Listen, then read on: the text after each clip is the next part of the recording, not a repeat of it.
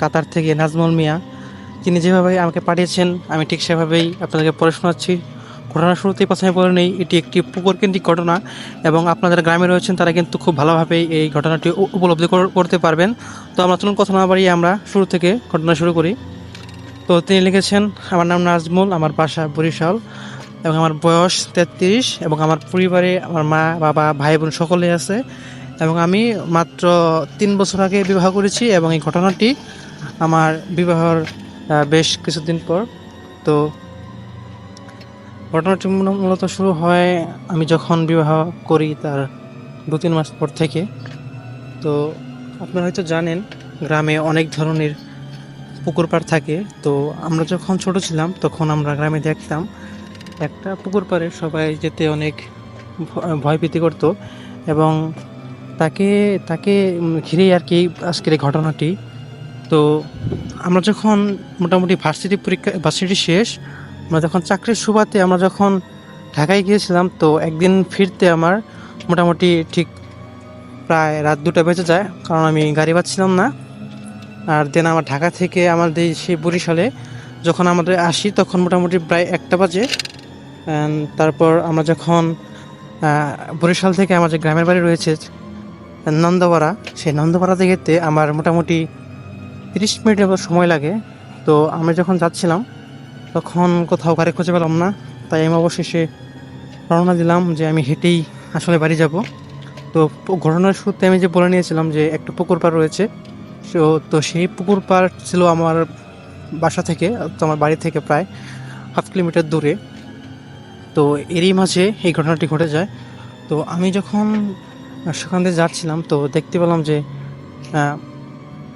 রাত 12টার সময় কে যেন সেই পুকুর পাড়ে বসে আছে। তো আমি ঠিক বুঝতে পারলাম না যে এত রাত্রে এখানে আসলে কে বসে থাকার কথা। তো আমি কিছু খুঁজে পেলাম না। তো এক পর্যায়ে আমি যখন সেখানে গেলাম দেখি সে থাকা একটা বৃদ্ধ মহিলা আমার দিকে তাকিয়ে আছে। তো আমি তখন বুঝতে পারছিলাম না যে আমি আসলে কী করব। তো এক পর্যায়ে আমি যখন তার দিকে এগিয়ে যাই, সে আমাকে দেখে জোরে জোরে কাঁদতে শুরু করে। তো আমি দেখে বিষয়টা ঘাবড়িয়েছি যে এত রাত্রে এখানে বৃদ্ধ মহিলা এখানে কাঁদছে কেন। তো তখন জায়গায় আমি বলি যে এখানে কি হয়েছে, আপনি কাঁদছেন কেন এখানে। তখন সে তার কান্নাটা বন্ধ হয়ে যায় এবং সে কান্নাটা বন্ধ করে তিনি আমার দিকে বড় বড় করে তাকিয়ে থাকে এবং আমি তা দেখে খুব ভয় পেয়ে যাই। তো এটি দেখার পরে আমি কী করবো কিছু বুঝতে পারছিলাম না। তারপর যা হলো আমি দেন আমি কিছু বুঝতে পারছিলাম না। দেন আমি যখন পিছের দিকে ঘুরলাম তখন দেখি সেই মহিলাটা আর নেই। তো আমি ভাবলাম সে হয়তো চলে গিয়েছে। তখন আমার মধ্যে চিন্তা করলাম কি এত বয়স বৃদ্ধ মহিলা, সে এত এত তাড়াতাড়ি কীভাবে সে চলে গেল। তো বিষয়টি আমার মোটেও মানে লাগছিল না, স্বাভাবিক লাগছিল না। আমি কিছু অস্বাভাবিক একটা অনুভব করতে থাকি। তো তারপর আমি যখন রাস্তা একটু এগোলাম তখন আমি দেখতে পেলাম যে আমার সামনে 2-3টা বিড়ালের বাচ্চা কালো আমার সামনে দিয়ে লাফ দিয়ে গেল এবং তারা কেমন বিভৎস চাউনি, তাদের চোখ লাল টুকটুকো ছিল, তারা আমার দিকে তাকিয়েছিল এবং তা দেখে আমি কি বলবো কিছু বুঝতে পারলাম না। এবং সেই যে বৃদ্ধ মহিলাটি ছিল ঠিক সেই জায়গায় কিন্তু সেই বিড়ালটি ছিল। তো এইসব ভেবে আমার মনের মধ্যে যে কী একটা অনুভূতি হচ্ছিলো আমি তা বলে বোঝাতে পারবো না।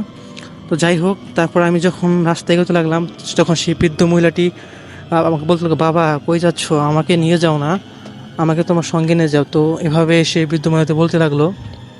তো এই কথা শুনে আমি তখন ঘাবড়ে গেলাম যে এত বৃদ্ধ মহিলার কণ্ঠ এত চিকন কীভাবে। মানে আপনারা যখন লক্ষ্য করবেন যে গ্রামে মেয়েদের কিন্তু কণ্ঠস্বর কিন্তু এখন চিকন হয়, যারা বিশেষ করে বাচ্চা মানুষ সেই বাচ্চাদের কণ্ঠে কথা বলছিল এবং পরে যিনি কথা বলেন তখন ছিল কিন্তু বীভৎস শব্দ। তো এসব কথা ভেবে আমি মোটেও আমার কাছে আনইজি ফিল হচ্ছিলো। দেন আমি কী করবো বুঝতে পারছিলাম না। আর তারপর যখন আমি আমার বন্ধুর বাসা আমার কাছেই, তো আমি আমার বন্ধুকে কল লাগাই। তো বন্ধু তখন কল ধরছিল না, যার ফলে আমি জন অবকার ভোগীর মাঝে বিতরণকৃত লভ্যাংশের পরিমাণ 285 কোটি 68,77,968 টাকা 2016 থেকে 2017 অর্থ বছর পর্যন্ত পুনর্বায়নের কাজে বৃক্ষরোপণ তহবিলে TTFF 91,20,74,336 টাকা পাওয়া যায়, যা থেকে 56,18,81,032 টাকা বনায়ন কাজে ব্যবহৃত হয়েছে এবং 35,01,93,304 টাকা জমা হয়েছে সামাজিক বনায়নের মাধ্যমে। সরকারি রাজস্ব আয়ের পরিমাণ বেড়েছে 331,08,79,256 টাকা। উপকূলীয় বনায়ন হলো সমুদ্র তীরবর্তী বনায়ন। বাংলাদেশের উপকূল প্রায় 700 কিলোমিটার দীর্ঘ। বিশ্ব ব্যাংকের সহায়তায় 1996 সালে উপকূলীয় দ্বীপাঞ্চলে ম্যানগ্রোভ গাছপালা লাগানো শুরু হওয়ার পর ইতিমধ্যে 1,30,000 হেক্টর জমিতে বনায়ন সম্পন্ন হয়েছে। এই বনায়নের মূল উদ্দেশ্য ছিল ঘূর্ণিঝড় ও সামুদ্রিক জলোচ্ছ্বাসের হাত থেকে রক্ষা, নতুন কর্মসংস্থান অর্থকরী পণ্য হিসাবে কাঠের উৎপাদন বৃদ্ধি করা। ইতিমধ্যে এই সুফল মানুষ পেতে শুরু করেছে। উপকূলীয় সবুজ বেষ্টনী উপকূলীয় বরাবর বৃক্ষরোপণ এবং বনায়ন কর্মসূচি গ্রহণের মাধ্যমে উপকূলীয় ভাঙন প্রতিরোধ এবং অন্যান্য প্রাকৃতিক দুর্যোগ হ্রাসের লক্ষ্যে গৃহীত ব্যবস্থা। ইতিমধ্যেই এই সবুজ বেষ্টনী প্রাকৃতিক দুর্যোগ ক্ষয়ক্ষতি হ্রাসে গুরুত্বপূর্ণ ভূমিকা রাখছে। উপকূলীয় বনায়নে অর্জিত সাফল্য। বাংলাদেশ সর্বপ্রথম সফল উপকূলীয় বনায়নকারী দেশ। বন বিভাগ কর্তৃক উপকূলীয় বনায়নের সফলতা প্রত্যক্ষ করে সরকার উপকূলীয় 12,36,000 একর প্রায় 5 লক্ষ হেক্টর এলাকা বনায়নের লক্ষ্যে পরিবেশ ও বন মন্ত্রণালয়ের নিকট হস্তান্তর বন আইনের 4 ধারায় সংরক্ষিত ঘোষণা করেছেন। বন বিভাগ 2016 সালে পর্যন্ত প্রায় 2 লক্ষ হেক্টর চরাঞ্চলে বনায়নের মাধ্যমে উপকূলীয় বন প্রতিষ্ঠা করেছেন। বিশ্ব সর্ববৃহৎ উপকূলীয় বনায়ন কার্যক্রম। উপকূলীয় বনায়নের ফলে দেশের হাজার হেক্টর চাষাবাদ বসবাসের জন্য উপযোগী হয়ে ওঠে। ইতিমধ্যে 1,12,263 একর জমির সফল উৎপাদনের জন্য ভূমি মন্ত্রণালয়ে হস্তান্তর করা হয়েছে। আরও প্রায় 50,000 একর বনায়নকৃত জমি ভূমি মন্ত্রণালয়ের কাছে হস্তান্তর করা হয়েছে। এছাড়া ম্যানগ্রোভ বনায়নের পাশাপাশি উপকূলীয় জেলাসমূহে নন ম্যানগ্রোভ 8,860 হেক্টর, গোলপাতা 390 হেক্টর, নারকেল 10 হেক্টর, এরিকা 40 হেক্টর হিসাবে উপকূলীয় বনাঞ্চল ঘূর্ণিঝড় জলোচ্ছ্বাস প্রাকৃতিক দুর্যোগের কারণে লক্ষ লক্ষ জীবন এবং সম্পদের বিপুল ক্ষয়ক্ষতির হাত থেকে বাঁচায়।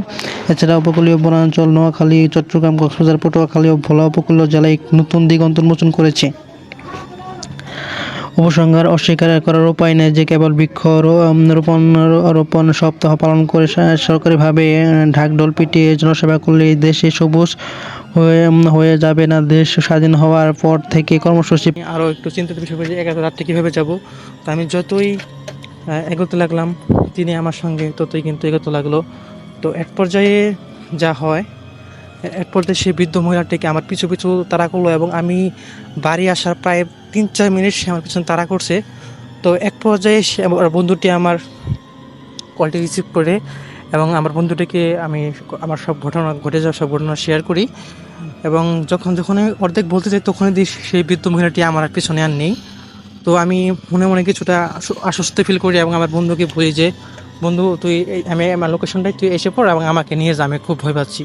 তো তখন আমার কথা মতো আমার বন্ধুটি আসে এবং আমাকে আমার বাড়ি পর্যন্ত নিয়ে যায়। তো বাড়িতে যাওয়ার পরে আমি সমস্ত ঘটনাটা কি আমার পরিবারের সবার সাথে শেয়ার করি এবং তারা আমাকে আশ্বস্ত দেয়, তুই রাত্রিবেলায় বেশি দেরি করেছিস এবং সেই জায়গাটি ভালো না, তুই সেখানে এত রাত্রে আসা ঠিক করিস নি, আর তুই যদি তখন সেখানে বৃদ্ধ কিছু না বলতি তাহলে তোর কিছু হতো না। তো এই কথাটি ভাবি, এই কথাটি ভাবার পর আমার আরও মানে সমস্যা, মানে একটু অন্যরকম ফিল হয়। তারপর আমি পরের দিন আমাকে বাড়িতে যে কবিরাজ থাকে, সেই কবিরাজের ছাড়া দিয়ে আমাকে পানি পোড়া খাওয়ানো হয়। তার ফলে আমি কিছুটা অনুভব করছিলাম। তো ঘটনার 7 দিন পর ঘটে যায় আমার সাথে আরেকটি ঘটনা। আমি ঠিক যখন আবারও আমি যখন বাসায় ফিরি, অর্থাৎ আমি যখন ঢাকায় ফিরার যখন আমি আবার আসছে, তখন আমার ঠিক রাত প্রায় 12টা বেজে যায় এবং আমার যখন আসতাম মানে বরিশাল আসতে 12টা বেজে যায় এবং বরিশাল থেকে আমার বাসা আসতে মোটামুটি 1 ঘন্টা, অর্থাৎ 1.5টা একই সময়ে দেখে তখন বেজে যায়। তো আমি তখন বুঝতে পারছিলাম না এখন কী করবো, একই সিচুয়েশন, একই সব কিছু। তখন আমার মনের মধ্যে একটা ভয়ানুভূতি কাজ করছিল তো আমি যখন সেখানে যাচ্ছিলাম তখন সেই বৃদ্ধ মহিলাটি আর নেই। তখন দেখতে পেলাম একটি শিশু আমার দিকে তাকিয়ে আছে এবং তিনি জোরে জোরে কান্নাকাটি করছে। তো এই বিষয়টি দেখে আমি অন্যরকম একটা অনুভব করলাম যে আসলে সেদিন দেখলাম বৃদ্ধ, আজকে দেখলাম শিশু। তো আসলে এখানে কে হতে পারে? অ্যান্ড এখানে আমি অন্যরকম একটা অনুভব করলাম। তো এই দেখার পর আমার চোখ কপালে উঠে গেলো। সেদিন দেখলাম বৃদ্ধ মহিলাটি যেমন বাচ্চার সুরে কথা বলছিল, আজকে তার ঠিক বিপরীত। আজকে এই শিশুটি বৃদ্ধ চড়াই কথা বলছে। তো এই বিষয়টি দেখে আমি আসলে কি বলবো, আমি কী রেখে কী করবো বুঝতে পারছিলাম না। তো এক পর্যায়ে আমি যখন সেখানে যাই তখন আমার মানে সেন্সলেস অবস্থায় আমি আসলে কী করবো কিছু ওর পিছন থেকে আমাকে টেনে ধরে শিশুটি। তারপর আমি সেন্সলেস অবস্থায় আসলে সেখানে থাকি। দেন আমি যখন সকাল হয়, সকাল ভোর ইয়ের দিকে মানে ফজরের আজানের দিকে, তখন কয়েকজন ব্যক্তি আমাকে ডাকছিল, এই ওঠ, এই নাজমুল ওঠ, তুই এখানে কী করছিস, এখানে রাত্রে শুয়ে আছিস কেন? তো তারা যখন আমাকে ডাক দেয় তখন আমার আসলে হুঁশ ফিরে। তো এর আগে আমার আসলে হুঁশ ঠিক থাকেনি। এবং আমি যখন তাদেরকে ঘটনা খুলে বলি যে আসলে প্রথম দিন আমি যে ঘটনা ঘটেছিল আমি তার পরিবারের সঙ্গে শেয়ার করেছি বলেই আসলে আমার আজকে এই ঘটনাটি হয়েছে। এবং তিনি আমাকে বলল এরপর তিনি যখন এখানে আসবে তখন তিনি মোটামুটি ভালো একজনকে দেখে, কবিরাজ দেখে তিনি আসলে এই ব্যবস্থাটি করবে, কারণ এখানে অনেক ধরনের সমস্যা হয়ে থাকে। তো তারা আমাকে সাবধানে বাড়ি ফিরে নিয়ে যায় এবং বাড়িতে গিয়ে তিনি আমার যে ঘটনাটি বলে এবং আস্তে আস্তে তারপর আমাকে একটা তাবিজ দেওয়া হয় এবং এই তাবিজ আসলে মোটামুটি ভালো কাজ করে। এবং এরপর থেকে আমার সাথে আর কোনো ঘটনা ঘটেনি। তো এই ছিল ঘটনা। আশা করি আপনাদেরকে ভালো লেগেছে। অ্যান্ড ঘটনাটি ভালো লাগলে অবশ্যই পড়ে শোনাবেন। এই ছিল ঘটনা। তো লিখেছেন নাজমুল এবং ঘটনাটি পাঠিয়েছে আমাকে প্রায়